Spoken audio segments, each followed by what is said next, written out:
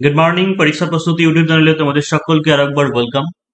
WB, KP, SI, constable এইগুলোর combine reasoning class আজকে করাতে চলেছি। তার আগে একটা জিনিস বলে দিই যে বিভিন্ন পুলিশ অ্যাসপিরেন্টদের মধ্যে বিভিন্ন কনফিউশনের সৃষ্টি হয়েছে এক্সাম ডেট নিয়ে। তো দেখো যে পিএসসি কিন্তু রেজাল্ট বের করছে এবং প্রিলি পরীক্ষা নিতে কোনো বাধা নেই। কিন্তু কেপিএসআই এর ক্ষেত্রে যেহেতু প্রিলি পরীক্ষা হয়ে গেছে, এই রেজাল্ট নিতে সমস্যা হচ্ছে ওবিসি সার্টিফিকেটের কারণের জন্য। কারণ কিন্তু পিএসসি রেজাল্ট বের করছে, তো আশা করা যাচ্ছে যে খুব শীঘ্রই কেপিএসআই প্রিলি রেজাল্টও পাবলিশ হয়ে যাবে। তাই যারা জেনারেল ক্যান্ডিডেট, যারা 135-40 এরকম মার্কস পেয়ে আছো, তোমাদের অবশ্যই প্রিপারেশন কন্টিনিউ করা উচিত। কারণ হঠাৎ করে রেজাল্ট বেরিয়ে গেলে পরে মাঠে প্রিপারেশন নেওয়ার বেশি কিন্তু সময় থাকবে না। আর কেপি কনস্টেবলটা পুজোর আগে হওয়ার প্রচন্ড সম্ভাবনা, অর্থাৎ সেপ্টেম্বর মাসে যে কোনো দিন হয়ে যেতে পারে। সেপ্টেম্বর মাস মাঝামাঝি বা থার্ড উইক বা শেষের দিকে পরীক্ষা হয়ে যেতে পারে। তবে এইটুকু কনফার্ম যে ডাব্লিউবিপি কনস্টেবল এবং হচ্ছে ডাব্লিউবিপি এসআই, এই দুটো পরীক্ষা অনেকটাই দেরি হবে পুজোর পরে অর্থাৎ নভেম্বর মাস নাগাদ। এটা জুলাই মাস চলছে, এখনো আগস্ট, সেপ্টেম্বর, অক্টোবর, মোটামুটি 4 মাস মতো হাতে এখনো সময় পেয়ে যাচ্ছ। তো এই জোর কদমে ডাব্লিউবিপিএসআই বা ডাব্লিউবি কনস্টেবল জোর কদমে প্রিপারেশন শুরু করতে পারো। কেপি কনস্টেবল যদি নাও হয় তবুও চেষ্টা করতে হবে যতটা সম্ভব সিলেবাস শেষ করার। এটাতে না হলে পরবর্তী পরীক্ষাগুলোতে কাজে লাগবে। আর আজকে যে রিজনিং ক্লাস করতে চলেছি, এই রিজনিং ক্লাস হচ্ছে ক্লাসিফিকেশন চ্যাপ্টারের নাম হচ্ছে ক্লাসিফিকেশন, বা বলতে পারো অ্যানালজি মানে হচ্ছে সাদৃশ্য, বৈসাদৃশ্য বা একটা সম্পর্ক, রিলেশন খোঁজা। কারণ একটা রিজনিং চ্যাপ্টারের মধ্যে, পার্টের মধ্যে এই চ্যাপ্টার থেকে বা এই টপিক থেকে অনেকগুলো কোশ্চেন আসার সম্ভাবনা থাকে। এবার আরো একটা বিষয় যে ব্যাপারটা হয় যে বেশ কিছু ক্যান্ডিডেটের মধ্যে তা কনফিউশন সৃষ্টি থাকে, কেউ ভাবে কনস্টেবল আলাদা প্রিপারেশন, এসআই মেন আলাদা প্রিপারেশন, এসআই এর মেন আলাদা প্রিপারেশন, এসআই এর প্রিলি আলাদা প্রিপারেশন। কিন্তু এমন অনেক জিনিস বা এমন অনেক কোশ্চেন টপিক থাকতে পারে যেটা প্রিলিতেও আসতে পারে, ওই জিনিসই মেনে আসতে পারে। পার্থক্য একটাই, মেনে তোমাকে ছোট্ট করে একটু এক্সপ্লেনেশন দিয়ে দিতে হবে, এটাই পার্থক্য। যেমন হচ্ছে আজকে যে টপিকটা করাবো ক্লাসিফিকেশন, এটা কেপি কনস্টেবল বলো, ডাব্লিউপি কনস্টেবল বলে, ডাব্লিউপি এসআই বলে, কেপি এসআই বলে, সবই আসতে পারে এই সমস্ত জিনিস। অর্থাৎ আমাকে প্রত্যেকটা চ্যাপ্টার বা প্রত্যেকটা সাবজেক্টকে বুঝতে হবে, এইটা হচ্ছে ব্যাপার। এবার যে ডেসক্রিপটিভ প্যাটার্ন লেখার ব্যাপার, সেইগুলো একটু শিখে নিতে হবে শুধু।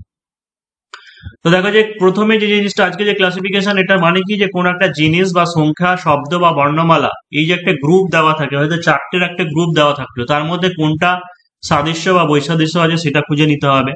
অনেক সময় কি হয় যে বিভিন্ন মতবাদ থাকতে পারে, এ একটা যুক্তি অন্য আর একটা যুক্তি দেখাতে পারে, কিন্তু তার মধ্যেও সব থেকে যেটা জোরালো যুক্তি বা হচ্ছে মূল বা কমন পার্থক্য যেটা, সেটাই আমাকে পড়তে হবে। যেমন কিছু প্র্যাকটিস করালে বোঝা যাবে যে 1 নম্বর কোশ্চেনে আছে, দেখো যে পুকুর, নদী, সমুদ্র, জলপ্রপাত। পুকুর, নদী, সমুদ্র, জলপ্রপাত, এগুলোর মধ্যে আলাদা কোনটা হবে? পুকুর, নদী, সমুদ্র, জলপ্রপাত। তো অবভিয়াসলি আলাদা কি হবে, যে ওয়াটারফল হচ্ছে আলাদা এদের মধ্যে। কেন? তার কারণ পুকুর, নদী, সমুদ্র একটা স্ট্যাগন্যান্ট হয়ে থাকে, ঠিক আছে, বদ্ধ, তার মধ্যেই জলটা থাকে। কিন্তু জলপ্রপাত মানে কি, কোনো নদীর থেকে হতে পারে পাথরের উপর আছড়ে যখন পড়ে জলটা, তখনই সেটা ওয়াটারফলের সৃষ্টি হয় বা জলপ্রপাতের সৃষ্টি হয়। তো এটাই জলপ্রপাত আলাদা হবে। তাহলে 2 নম্বর আছে কি, যে Europe, Asia, Africa, Canada. Europe, Asia, Africa, Canada, এটা খুবই সহজ। যে ইউরোপ, এশিয়া, আফ্রিকা, প্রথম তিনটে হচ্ছে মহাদেশের নাম, আর ডি হচ্ছে কি, ডি কানাডা। কানাডা হচ্ছে একটা দেশের নাম। তাহলে আমরা বলি যে ধরো এসআই যদি এরকম দেয় মেনের ক্ষেত্রে, যে বললো এই চারটে অপশন দেওয়া আছে কোনটা আলাদা, তোমাকে ছোট্ট করে একটা কি এক্সপ্লেনেশন, ব্যাখ্যা দিতে হবে। কিরকম ভাবে ব্যাখ্যা দেবে? তাহলে লিখবো যে কানাডা কানাডা একটি উত্তর আমেরিকা, কানাডা একটি উত্তর আমেরিকা মহাদেশের দেশ, উত্তর আমেরিকা মহাদেশের দেশ। আর বাকিগুলি হচ্ছে এক একটি মহাদেশ, বাকিগুলি এক একটি মহাদেশ। 2 নম্বর থাকলে পরে এইটুকু তোমাকে লিখে দিতে হবে, তুমি 2 নম্বর পেয়ে যাবে, মেনের ক্ষেত্রে বললাম। এবার 3 নম্বর যদি এরকম করে দেয় সবগুলোই দেশের নাম, তাহলে আমাকে খুঁজে বের করতে হবে যে কোন দেশটা কোন মহাদেশের অন্তর্গত? যেমন এতে আছে Poland, Korea, Spain, Greece. Poland, Korea, Spain, Greece. এবার এখানে চারটেই দেশের নাম দেওয়া আছে, তাহলে অনেকে হয়তো বিভিন্ন লজিক খুঁজতে পারো। কেউ বলবে হয়তো এই দেশটা ছোট, এই দেশটা বড়, এরকম কোনো লজিক হতে পারে না, বা এই দেশে জনসংখ্যা বেশি বা লিটারেট বেশি, এরকম নয়। যখন চারটে দেশ দেওয়া থাকবে তখন দেখবো আমরা যে এই চারটে দেশের মধ্যে কোনো একটা যেটা দেশ থাকবে যেটা অন্য মহাদেশের অন্তর্গত। তাহলে কি আছে যে কোরিয়া, যে দেশটা দেওয়া আছে, কোরিয়া হচ্ছে এশিয়া মহাদেশের কান্ট্রি। এখানে হচ্ছে কোরিয়া আলাদা। কি তাহলে উত্তর লিখবো যে কোরিয়া হলো এশিয়া মহাদেশের, ঠিক আছে, এশিয়ার দেশ। কিন্তু বাকিগুলি ইউরোপ মহাদেশের, বাকিগুলি ইউরোপ মহাদেশের অন্তর্গত, ইউরোপ মহাদেশের অন্তর্গত। 4 নম্বর কি দেওয়া আছে যে পিতা, মাতা, কাকিমা, খুড়তুতো ভাই। এখানে এবিসিডি আর পড়িনি এখন, যে পিতা, মাতা, কাকিমা, খুড়তুতো ভাই। তো দেখো যে পিতা, মাতা, কাকিমা এই তিনটেই হচ্ছে একই সেম জেনারেশন, একই প্রজন্মের। খুড়তুতো ভাই পরের প্রজন্মের, সেই কারণে খুড়তুতো ভাই আলাদা। Cricket, hockey, billiards, fencing. Cricket, hockey, billiards, fencing. তো এখান থেকে তো ক্রিকেট, হকি দুটো বোঝাই যাচ্ছে যে আউটডোর গেম। এই জায়গাতে ইনডোর গেম বা আউটডোর গেমের ব্যাপার দেখতে হবে। ক্রিকেট, হকি এগুলো হচ্ছে তোমার আউটডোর গেম। ফেন্সিং, যেটা ফেন্সিং কে ইনডোরও বলা যেতে পারে বা আউটডোরও বলা যেতে পারে, তরোয়াল দিয়ে কিছু একটা খেলা। তো এর মধ্যে তার চারটে অপশনের মধ্যে বিলিয়ার্ডস আলাদা, তার কারণ হচ্ছে বিলিয়ার্ডস পুরোপুরি ভাবে ইনডোর গেম বা খুব একটা ছোট্ট জায়গার মধ্যে একটা টেবিলের মধ্যে খেলা হয়, আর বাকিগুলো একটা গ্রাউন্ডে খেলা হয়। এটাও বলতে পারো যে বাকিগুলো একটা গ্রাউন্ডে খেলা হয়, আর বিলিয়ার্ডস যেটা সেটা হাতের তলোয়ার নিয়ে খেলা হয়। বিলিয়ার্ডস, সরি, ফেন্সিং যেটা সেটা তলোয়ার নিয়ে খেলা হয়, আর বিলিয়ার্ডসটা হচ্ছে পুরোপুরি ভাবে একটা ইনডোর গেম। 6 নম্বর দেখো যে ত্রিভুজ, আয়তক্ষেত্র, বর্গক্ষেত্র, বৃত্ত। ত্রিভুজ, আয়তক্ষেত্র, বর্গক্ষেত্র, বৃত্ত। তো অন্যটা কি হবে, ব্যতিক্রম যেটা হচ্ছে আলাদা সেটা হচ্ছে বৃত্ত, কারণ বৃত্ত হচ্ছে বক্ররেখা দ্বারা তৈরি, তাই তো? বৃত্ত বক্ররেখা দ্বারা তৈরি, বক্ররেখা দ্বারা অঙ্কিত। আর বাকিগুলি হচ্ছে কি, বাকিগুলোতে স্ট্রেট লাইন আছে, স্ট্রেট লাইন। পিতল, রূপা, তামা, অ্যালুমিনিয়াম। পিতল, রূপা, তামা, অ্যালুমিনিয়াম। তো পিতল, যখন দেখো এরকম ধরনের যখন এক্সাম্পল থাকবে, আমরা একটা জিনিস প্রথমত দেখব যে কঠিন, তরল এবং গ্যাসীয়, এই যে তিনটে অবস্থা আছে পদার্থের, এই তিনটে অবস্থার মধ্যে এমন তিনটে আছে কিনা যারা কঠিন এবং বাকিটা হয়তো তরল বা বাকিটা হয়তো গ্যাসীয়, বা এইরকম আগে প্রথমে দেখবো। যদি দেখি যে আমরা সবই কঠিনের মধ্যে পড়ছে, তখন আমরা অন্য লজিক খুঁজবো। তাহলে পিতল, রূপা, তামা, অ্যালুমিনিয়াম এই চারটি হচ্ছে কঠিন। তাহলে কঠিনের মধ্যে আবার কি দেখবো, ব্রাস বা পিতল, যেটা এটা হচ্ছে সংকর ধাতু, মানে দুটো ধাতুর মিশ্রণে তৈরি।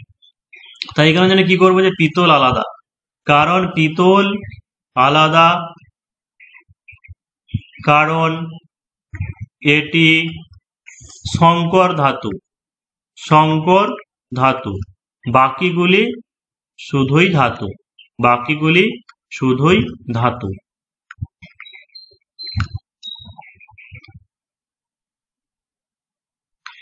চলো 8 নম্বর পরের কোশ্চেনে চলে যাব। তার আগে বলে দিই যে যারা কেপিএসআই মেন স্পেশাল ব্যাচের জন্য অ্যাডমিশন নিতে চাইছো, 7797427474 এই নম্বরে হোয়াটসঅ্যাপে কন্ট্যাক্ট করে নিতে পারো। Math, GK, reasoning, Bengali, English, report, precis, SS, translation, grammar যা আছে সমস্ত কিছু ডেসক্রিপটিভ সহ পেয়ে যাবে।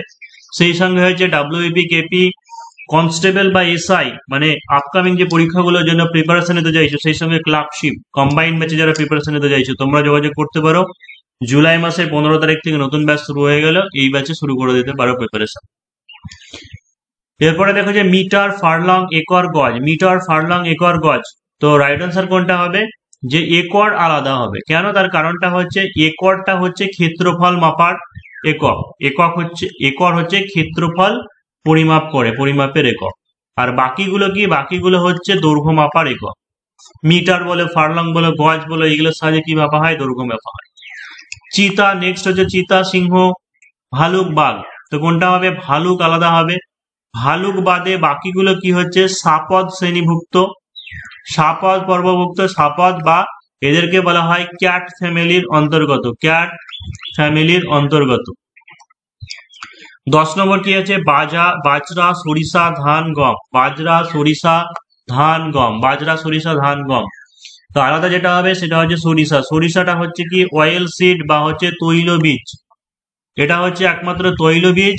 আর বাকি যেগুলো আছে বাজরা ধান গম ওইগুলো হচ্ছে দানা শস্য, ওইগুলো হচ্ছে দানা শস্য। এইগুলোই যদি ডেসক্রিপটিভ মেনে থাকে এটাই শুধু লজিক দেখাতে হবে। পরেরটা হচ্ছে হাঁস মুরগি সাপ কুমির। তো এখানে কোনটা আলাদা হবে, মুরগি আলাদা, কারণ হচ্ছে মুরগি জলে থাকে না, মুরগি আলাদা কারণ জলে থাকে না, বাকিগুলি জলে থাকে, বাকিগুলি অর্থাৎ হাঁস সাপ কুমির বাকিগুলি জলে থাকে। নেক্সট স্টিল পারদ তামাদস্তা, স্টিল পারদ তামাদস্তা। এবার দেখো যে ওই যেটা প্রথম লজিক বলেছিলাম যে চারটের মধ্যে আমাকে দেখতে হবে কঠিন তরল গ্যাসীয়, এইগুলোর মধ্যে এমন তিনটে একই স্টেট একই অবস্থার আছে কিনা, অন্য একটা আলাদা আছে কিনা। তো অবশ্যই এখানে আছে স্টিল তামা দস্তা তিনটে হচ্ছে কঠিন, পারদ হচ্ছে তরল।